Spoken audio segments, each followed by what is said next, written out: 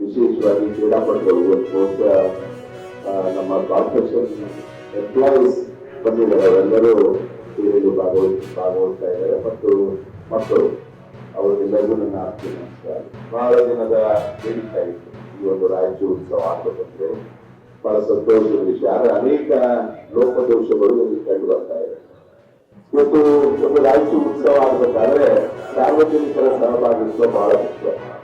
ಬಹುಶಃ ಇಲ್ಲಿ ಅದು ಎಲ್ಲೋ ಒಂದು ಕಡೆ ಇದು ಆಗ್ತಾ ಇಲ್ಲ ಅಂತ ಹೇಳಿ ನನಗೆ ಅನಿಸ್ತಾ ಇದೆ.